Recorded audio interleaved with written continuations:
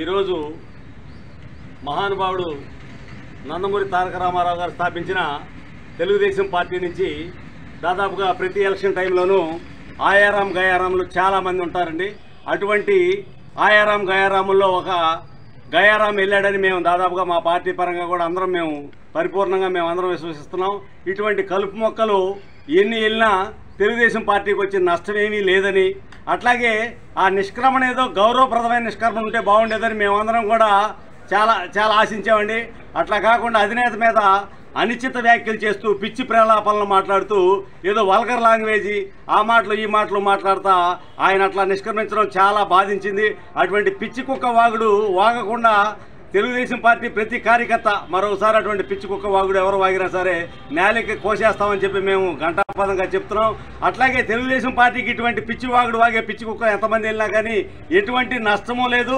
మేము రాబోయే ఎలక్షన్లో మా పార్లమెంటు స్థానాన్ని మేము 1,00,000 పైచీలకు ఓట్లతో గెలిపించుకోవడానికి మేము సిద్ధంగా ఉన్నామండి. దాదాపుగా ఇక్కడ కేడర్ అంతా కూడా అంత ఉత్సాహంగా పనిచేస్తున్నాం. చాలా గౌరవంగా ఆయన నిష్క్రమిస్తే బాగుండేది. ఇట్లాంటి పిచ్చి వాగుడు వాగకుండా పిచ్చి మాటలు మాట్లాడుకుంటా జగన్మోహన్ రెడ్డి అంటే ఒక దొంగ ఎమ్మడి చేరి ఆయన్ని ప్రసన్నం చేసుకోవడం కోసం మా నాయకుడిని తిట్టాల్సిన అగత్యం ఏమీ లేదు. నీకు 10 సంవత్సరాల పాటు ఈ పార్టీలో ఎంపీగా పనిచేసినప్పుడు నీకు ఇవన్నీ తెలియలేదా? నువ్వు ఇట్లాంటి పిచ్చి మాటలు మాట్లాడితే తెలుగుదేశం పార్టీ కార్యకర్తలు కానీ కేడర్ కానీ చూస్తూ ఊరుకోరు.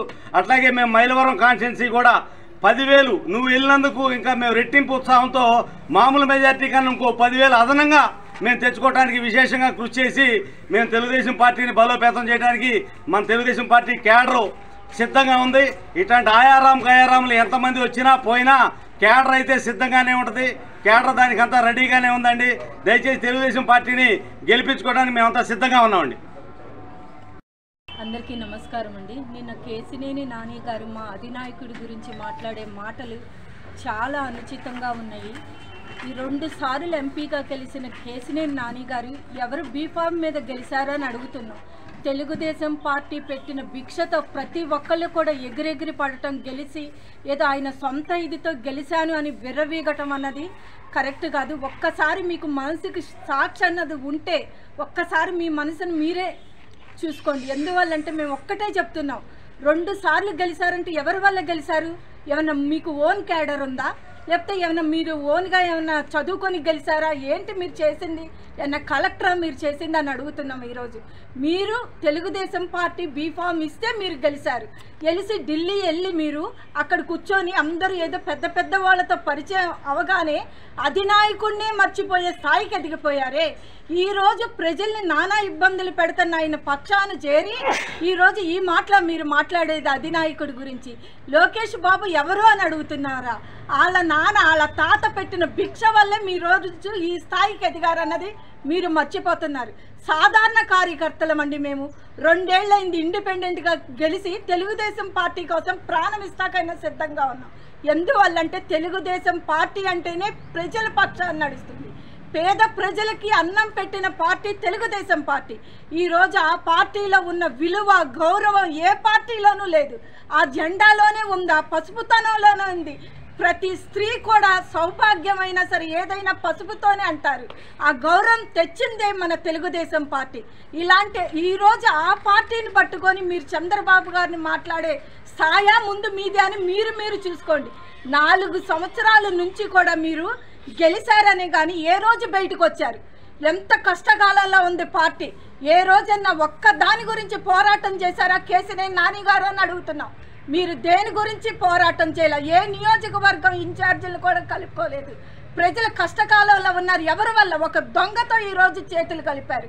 అంటే పెళ్లి ఒకళ్ళతో, సంసారం ఒకళ్ళతో చేస్తున్నారా 4 ఏళ్ల నుంచి? మీరు చేసేది ఏంటిది? ఒక్కసారి పరీక్షించుకోండి. ఎదటోళ్ళని అనే ముందు మీరు ఏంటో ముందు రిజ్యూ చేసుకోండి. ఈరోజు వెళ్ళి జగన్మోహన్ రెడ్డితో కలుస్తారా? ఎవరితో కలిస్తే మాకే కానీ స్థాయిని మర్చిపోయారు మీరు. తెలుగుదేశం పార్టీ పెట్టిన భిక్ష వల్లే ఈరోజు మీరు ఆ స్థాయి, ఆ గుర్తింపు. నేను ఇండిపెండెంట్గా గెలిచాను, కానీ గెలిచాక తెలుగుదేశం పార్టీ వల్లే ఈరోజు ఈ గౌరవం, గుర్తింపు వచ్చింది. అలాగే మీకు కూడా అంతే. మీ స్థాయిని మీరు మర్చిపోయారని మీకు తెలియజేస్తున్నాం. ఈరోజు కొండపల్లి మున్సిపాలిటీలో 15 మంది గెలిచాం. 15 మందిని ఏం చేశారు కేసినేని నాని గారు? మీరు ఏం చేశారు? ఇంతవరకు కేసును తేల్చలేకపోయారు. ఆల్రెడీ మీరు వసంతతో ఎప్పుడో కుమ్మక్కయ్యారని వచ్చింది, కానీ మా అధిష్టానం కోసం తలంచుకొని ఈరోజు ఇన్ని రోజులు మేము భరిస్తూ వచ్చాం. కనీసం 15 మంది ఉండి కూడా మీరు 14 ఫైనాన్స్ నిధులు ఎందుకు ఇవ్వలేదు? ఎవరికి ఇచ్చారు? మీరు ఎంపీకి ఇస్తారు, ఎవరికి ఇవ్వాలి? మీరు వసంతకి ఇస్తారా? ఎమ్మెల్యేకి ఇస్తారా? మేము గెలుస్తున్నాం కదా, కనీసం మీరు పేరు రావాలి అనుకుంటే తెలుగుదేశం పార్టీకి మాకు ఇచ్చేవాళ్ళుగా. ఆ విషయం కూడా తెలిసి కూడా ఎవరు ఏం మాట్లాడాల. సర్లే, ఆయన ఏదో తెలుసుకొని చేస్తారు అనుకున్నాం, కానీ ఆల్రెడీ మీరు 4.5 ఏళ్ల నుంచి కూడా వైసీపీ వాళ్ళతో కుమ్మక్కైపోయి చండాలం అన్నమాట. దిగజారుడు రాజకీయం చేస్తుంది మీరు. మీ విలువని మీరే తగ్గించేసుకున్నారు. ఎందువల్లంటే తెలుగుదేశం పార్టీ వల్ల వచ్చిన గౌరవాన్ని మొత్తం మీరే బురదలో తొక్కుకున్నారు. ఈరోజు జగన్మోహన్ రెడ్డితో కలవటం వల్ల ఇంకాస్త మొత్తం కూడా దిగజారిపోయారు. ఎప్పుడైనా ఏ వ్యక్తి అయినా ఎవరి వల్ల పైకి వచ్చాము, ఎలా వచ్చాము, ఏ స్థాయి నుంచి వచ్చాము అన్నది మాత్రం మర్చిపోకూడదు. తల్లి పాలు తాగి తల్లి రొమ్మును గుద్దినట్టు ఈరోజు మీరు గురువు చెప్పిన పాఠాలని గురువుకి అప్పచెప్పిన స్థాయికి మీరు ఎదిగారు. మనకు పాఠాలు చెప్పిన గురువుని ఎప్పుడూ మర్చిపోకూడదు, తల్లిని మర్చిపోకూడదు. ఈరోజు మీరు అన్నీ మర్చిపోయి దిగజారిపోయారు. మీరు దానిలోకి వెళ్ళటం వల్ల మీకేమి లాభమో మాకైతే తెలియదు, కానీ ప్రజలు మాత్రం సంతోషంగా ఉన్నారు. ఈ ఎంపీ గారు చేసిన పనులు ఏమీ లేదు ప్రజలకైతే. ఈ నియోజకవర్గాల్లో ఏ రోజు తిరిగింది లేదు, ఏది చేసింది లేదు. కాబట్టి ఇప్పుడు ప్రజలు తెలుగుదేశం పార్టీ తరఫున అందరూ సంతోషంగా, క్లారిటీగా, హ్యాపీగా ఉన్నారు. ఎవరి పనులు వాళ్ళు చేసుకోవటానికైతే సిద్ధంగా ఉన్నారు. ఇంకొకసారి మా అధినాయకుడి గురించి దిగజారుడు రాజకీయాలు అయితే చేయొద్దని మేము తెలియజేస్తున్నాం. ఈరోజు నిన్న కేసినేని నాని గారు అవినీతిపరుడైన ఈడీ కేసుల్లో ఉన్న ఒక లంచగొండి దగ్గరికి వెళ్ళి కండువా కప్పడం అనేది మేము తీవ్రంగా విమర్శిస్తున్నాము. అదేవిధంగా మా అధినాయకుడిని లోకేష్ గారిని అనే మాటల్ని తీవ్రంగా ఖండిస్తున్నాం. సార్, మీరు 7 నియోజకవర్గాల్లో నేను ఒక్కడే గెలిచానని అన్నారు.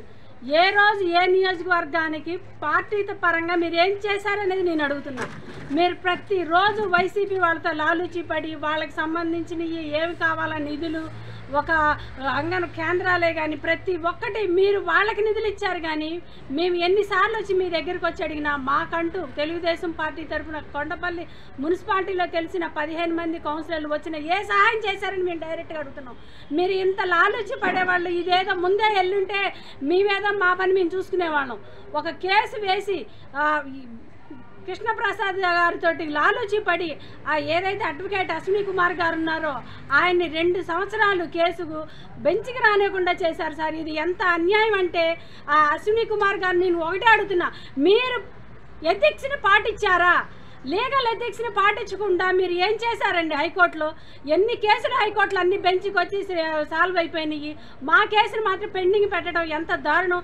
ఇదంతా మీరు వాళ్ళతో లాలూచిపడి చేసింది కాదా నేను అడుగుతున్నా.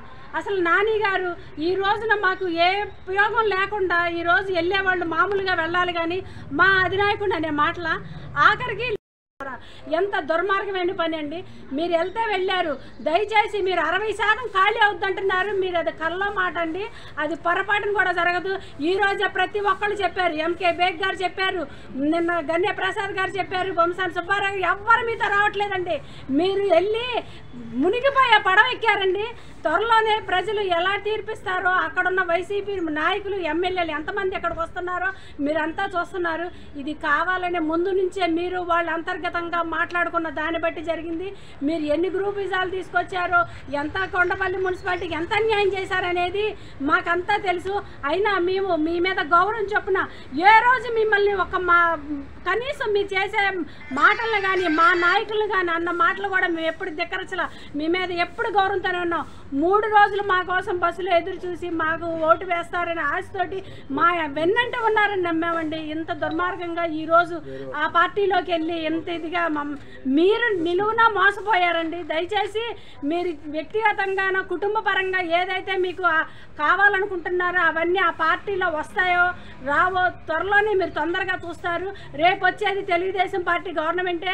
మిమ్మల్ని చిత్తుగా ఓడించడానికి మైలవరం ప్రజలందరూ సిద్ధంగా ఉన్నారని తెలియజేస్తున్నారు. నాని గారు మాట్లాడే విధానం చాలా దుర్మార్గతనంగా ఉంది. ఎందుకంటే మన తిరుగూరులో చంద్రబాబు గారు అక్కడ పార్టీకి ఇన్ఛార్జిగా పెట్టారు సేవల దేవదత్ గారిని. ఒక దళితుడండి, దళితుడిని పట్టుకొని ఎన్ని వ్యాఖ్యలు చేశాడండి. ఈడియట్ బాస్టేట్ అని మాట్లాడటం, పూజకి పనికిరాని పువ్వు అంటాం, ఆయన ఇష్టం. ఇన్ఛార్జీలను పట్టుకొని గొట్టం గళ్ళు అంటాం.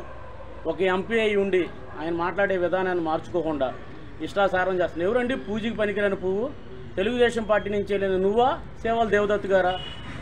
ఎవరండి ఈరోజు పూజకి పనికి రాకుండా అయిపోయింది? ఒక ఆర్థిక నేరగాడు 16 నెలలు జైల్లో ఉంటే ఆయనకి వెళ్ళి నువ్వు సెలవు కప్పుతున్నావు అంటే ఇంతకు మించిన దుర్మార్గం ఏదైనా ఉండిద్దా? ప్రజలకి మీరు ఏమని చెప్తున్నారు? రమ్మని చెప్తున్నారా? ఒక ఆర్థిక నేరగాడు అంటే ఈరోజు రాజారెడ్డి రాజ్యాంగాన్ని అమలుపరుస్తున్నాడు మీరే తిట్టారు. నాని గారు ఈరోజు ఆయన దగ్గరికి వెళ్ళారు. నేను చెప్తున్నాను, తెలుగుదేశం పార్టీ ప్రజలు మొత్తం కూడా కేసీఆర్ నాని గారికి సజీవ సమాధి కడుతున్నారు 2024లో. గుర్తుపెట్టుకోవాలి. అందరికీ నమస్కారం అండి. ఈరోజు స్థానిక ఎంపీ గారు కేసీఆర్ శ్రీనివాస్ గారు ఎంపీలోకి వెళ్ళటం అనేది చాలా సిగ్గుమాలిన చర్యగా అందరూ కూడా అభివర్ణిస్తున్నారు. ఎంపీ గారు, నేను నిజాయితీ పరుణ్ణి, ఆస్తులన్నీ పోగొట్టుకున్నాను, నీతి నిజాయితీగా బతకడానికి నేను ఎక్కువ ఇంపార్టెన్స్ ఇస్తాను అని చెప్పే మనిషి ఈ రోజున ఒక ఆర్థిక నేరగాడి పక్కన చేరటం, ఆ మసి అనేది ఈయన పూసుకోవడం, అది ఆయనే తెలుసుకోవాలి. ఏదైతే మేము గత 10 సంవత్సరాల నుంచి ఎంపీ గారిని చూస్తున్నాం.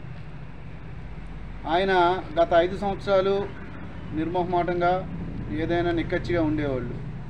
కానీ గత 4.5 సంవత్సరాల నుంచి మేమంతా గమనిస్తూనే ఉన్నాం. కాకపోతే మా స్థాయి తగ్గట్టుగా మేము వెళ్తున్నాం.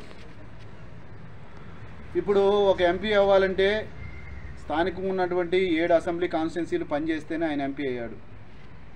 వ్యక్తిగతంగా ఎవరు కూడా గెలవలేరు. ఇదేం వార్డు నెంబర్ కాదు, సర్పంచ్ కాదు, లేకపోతే ఒక ఎంపీటీసీ పరిధి కాదు. ఇంత పార్లమెంట్ పరిధిలో మిమ్మల్ని పార్లమెంట్ సభ్యుడిగా ఎన్నుకోబడితే మీకు ఖర్చు అయిందో ఖర్చు అవ్వలేదో అదంతా సెకండరీ. కానీ మీ కింద ఉన్నటువంటి 7 ఎమ్మెల్యేలను కూడా కనీసం 2-3 కూడా మీరు సాటిస్ఫై చేయి మా ఎంపీ గారు అని చెప్పి వెన్నుదన్నుగా మీకు నిలబడతలేదంటేనే అప్పుడే మీరు మీ యొక్క విశ్వాసాన్ని మీరు కోల్పోయారు.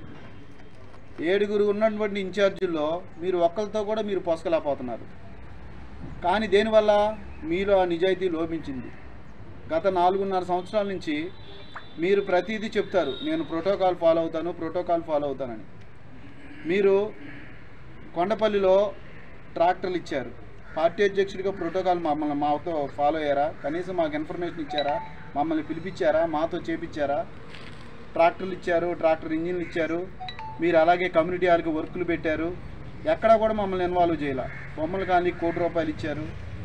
ఎవరిని ఇన్వాల్వ్ చేశారు? మరి మీరు ప్రోటోకాల్ ప్రకారం మీరు చేసి శ్రీనివాస్ నేను వస్తున్నాను, నువ్వు అక్కడ లోకల్ పార్టీని అందరినీ నువ్వు ఇది చేసుకోమని కనీసం చెప్పారా సార్? అయినా కానీ ఏంటంటే మీరు మా ఎంపీ గారని చెప్పి మీరు చెప్పినా చెప్పకపోయినా మా స్థాయి అది కాదు, పెద్ద ఆయన అని చెప్పి మేము మేలకుండా ఊరుకున్నాం. కానీ ఈరోజు మిమ్మల్ని ఒకటే